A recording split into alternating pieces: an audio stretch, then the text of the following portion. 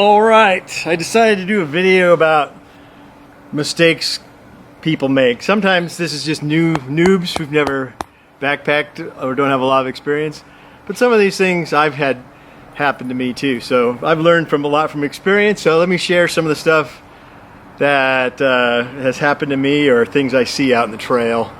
Some of these are kind of pet peeves of mine, so excuse the preachiness of some of these things. So the number one thing when you're coming out to the Sierra, at least, a lot of people don't realize how intense the sun is, and they don't prepare for it. If you're not tan, you should wear a hat. You should wear something to block off the sun on the back of your neck. Even the tops of your hands can get burned if you're out for a long trip. I've had that happen. It's annoying. I mean, I even had blistering on the top of my hand just from the intense sun. So that includes, the sun includes hydration and just the really dry air and keeping yourself cool so you can hike long distances. So don't underestimate that thing going down behind me. It can ruin your trip if you get fried early on. So bring sunscreen and stay hydrated. So one of the advantages us guys have over most girls is one of the ways we can protect ourselves from the sun and other elements and extra insulation and warmth is to grow one of these guys. It'll keep the sun off you. You got to be especially careful to let the neck hairs grow in to protect the back of your neck. So built-in sun protector. And there's another advantage with this look. Sometimes you're in this nice camp, you think you have it to yourself, and in come some noob hikers trying to move in on your space. So first thing you can do is start walking around acting strange and talking to yourself incoherently. If that doesn't work, a little adjustment to your hair, and just give them one of these.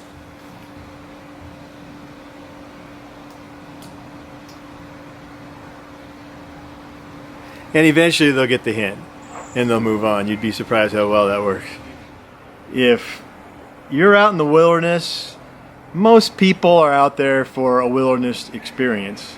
And a lot of trails now are getting pretty overrun, some of the popular ones. And there's a lot of bucket listers out there. Trail etiquette is pretty important to a lot of people. So one of the things, if I'm out in the middle of nowhere, especially if I'm not in a main camping area, if I'm kind of off trail and there's not a lot of space, I like to camp with just myself or my small group.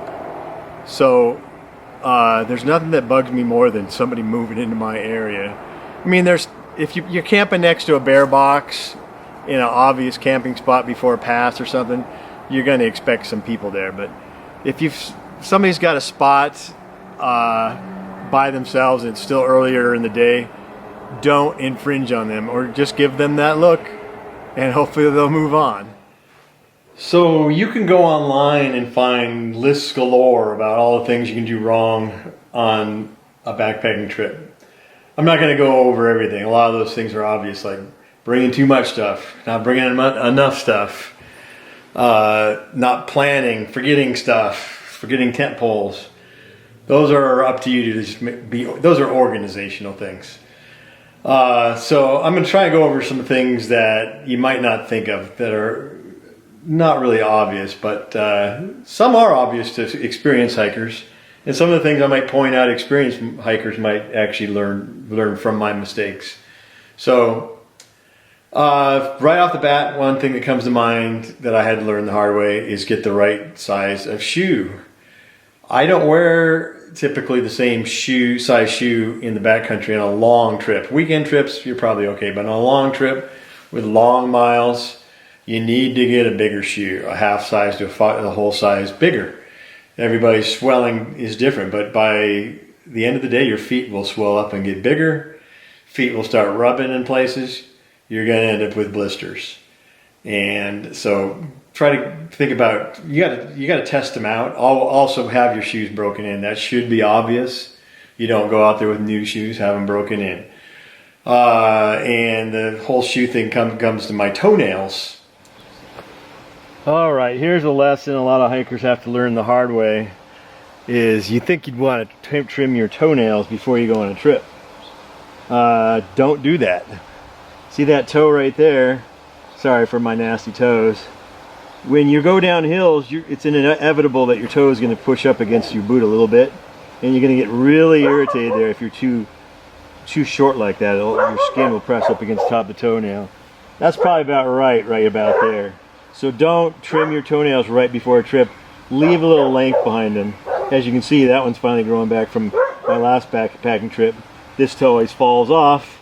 Toenail falls off because that toe is too long. So don't forget toenail care. It's a really painful annoyance. So just leave a little on there, but not too long.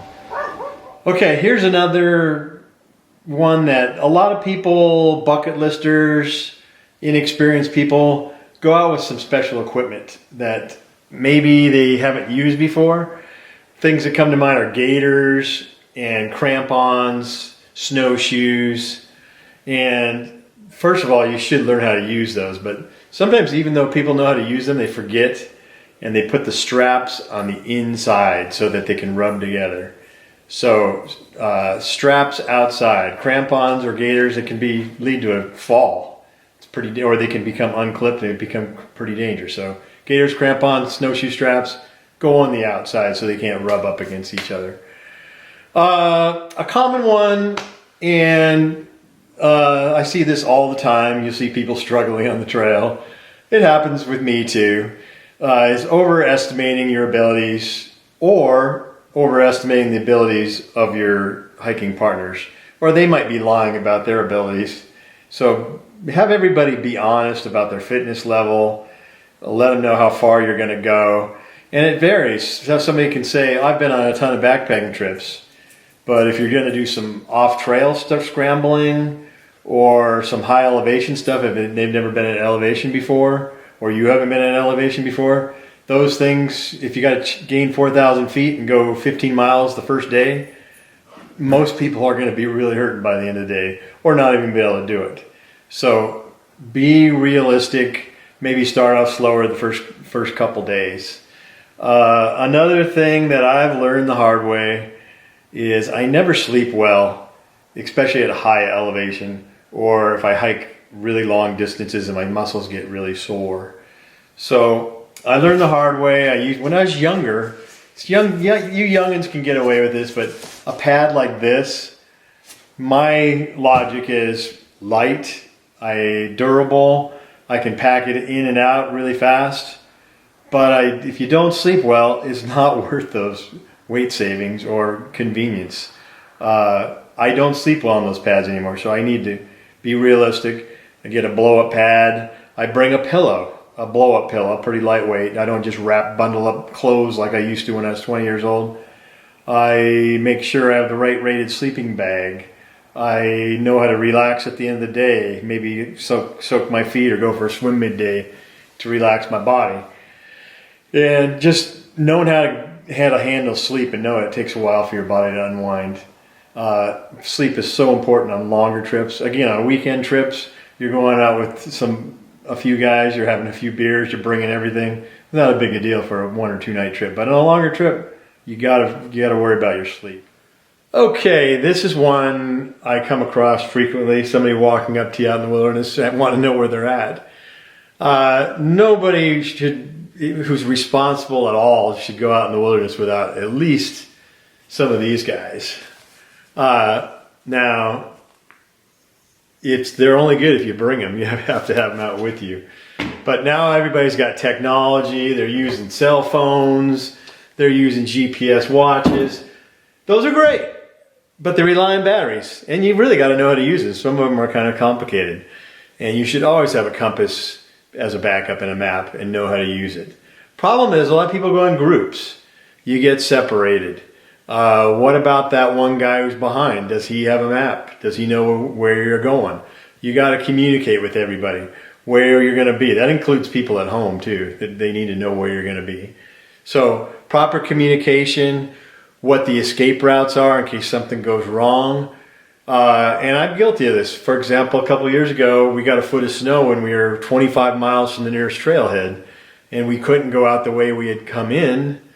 And I didn't think of bringing a map because I hadn't planned on going to that area. Our map didn't cover our escape route. We were in the Hoover Wilderness and we came out to Yosemite. I have the map. It was at home. So luckily I kind of was familiar with the area and had a compass and knew which direction to go. And we were able to find the trail for the most part and made it 25 miles out through the snow. That was a bad mistake on my part. You should bring the maps for neighboring areas just in case, and know the escape routes. If something goes wrong, somebody gets hurt, you need to know how to get out, and everybody in your group needs to know this information. So, okay, here's a little tip. Took me years to figure this out.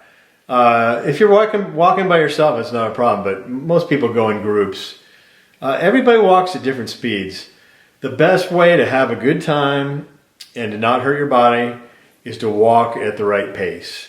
If you're pushing it too hard, your muscles are going to get sore. If you're sore at the end of the day, you're walking at the wrong pace. So learn how to walk properly, take a good stride, don't push yourself too hard. If you're taking breaks all the time, you're walking too fast. If you're dawdling and everybody else thinks you're just taking forever, you're either not fit or you're walking too slow. But find out your pace and go that speed. You'll have a better trip. So other things I see are the obvious ones. I see this from friends of mine that have hiked a long time.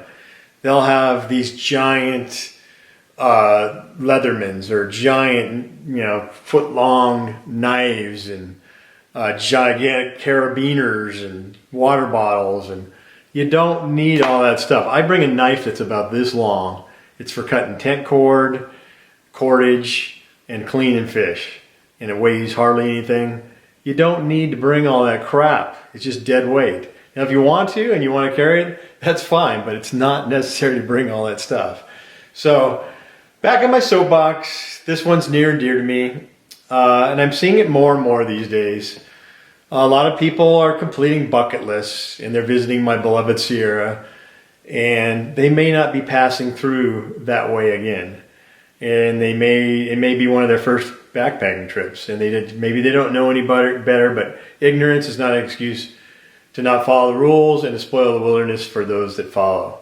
Leave no trace is exactly what it is. When you're done camping in an area, it should be as if no one has been there. So try to camp in established areas. Do not camp in meadows. And one of the things that's really important these days, do not build new fire rings, and do not have fires where they're illegal. Mostly, usually over 9,000 or 10,000 feet in the Sierra, they are no longer legal. There's just not enough wood to support it, and it causes damage, and they're just not necessary. Build small fires. Don't rip branches off of trees. That's all a violation of the leave no trace ethics, and nobody wants to see a messy camp. Now, established fire rings in some camps are overrun. There's no hope. Try to concentrate in those areas. But if you're camping in an area that looks like it hasn't been camped in before, it's probably because somebody knows what they're doing, or you're the first one there. So don't camp on meadows. Nobody wants to see a big square dead spot on the grass the next day after you leave. You might not worry about it. Obviously, hike out your trash. Toilet paper, go far away. Bury your waste properly. Carry it out. Some places you're required to carry it out. At least the toilet paper. Do those things. I don't want to see your crap out there, and neither does anybody else. It spoils the wilderness. There's a lot of burden on the wilderness right now. Just because you're not coming back doesn't mean somebody else is not going to see your mess. So through hikers sometimes are going through in the snow and they're cold and they're building a fire. If you have to do it for safety reasons, disperse. Take your pit apart, your fire rings, and disperse it. You're probably putting it in areas that it's not really legal, but I understand in off season or when there's snow on the ground, you're going to do some of those things. So, and just be smart about your camp. I see a lot of people make mistakes in setting up their camp. I'll see somebody pick a really flat spot because that's a puddle area where water gathers when it rains, and it rains a lot in this area. You'll get these thunderstorms when you least expect them. That flat spot's like that because water gathers there. So you pitch your tent there, you're going to wake up in a flood. And look around at the trees above you, what we call widowmakers. Red firs are notorious for falling. If there's a lot of fallen logs nearby, you're probably in a red fir forest. Be careful where you pitch your tent, because you might just get squished in the middle of the night. And you know, where you put your tent for wind exposure, sun exposure, whether you want it in the morning, if you want to be warm in the morning, mosquitoes. There's a lot of things like that. And the last thing about food storage in camp, make sure you secure your food. This is another thing I see through hikers doing. They want to they carry the minimum bear box, and they carry their extra food. And I know what happens. People sleep with their food. It's not legal. It's not safe. The only reason you're getting away with that is because 9 out of 10 people are following the rules, hanging their food, using bear canisters, and making it more likely that you're not going to get your food taken by a bear. And that includes sunscreens, repellents, fishing bait and lures, anything that smells, toothpaste. It all goes in a storable canister that's bear proof, or it goes in a tree. Or you have to camp near a bear box to have your overflow. I see it all the time, people illegally storing food. A bear gets in there, you're killing that bear. He's going to keep coming back for more, and the Forest Service has to come in and kill that bear. Not cool. And off my soapbox again, it's very important to me. Follow the rules. It's a wilderness experience for all. We all want to enjoy it. And that's brings me to my close of this whole point of this video. It's all about having fun. If you're not having fun, if it's a death march, you're hiking too far, you bit off more than you can chew, it's okay to change your plans or be realistic in the first place. It's all about having fun. If you're not having fun, you got some crazy group leader that's making you march 20 miles a day, split off and don't, make compromises. Have fun. It's what we call hiking your own hike.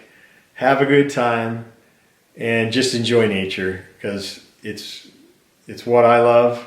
And if you do it right, it's a central part of my life. I love wilderness and I want to keep it that way.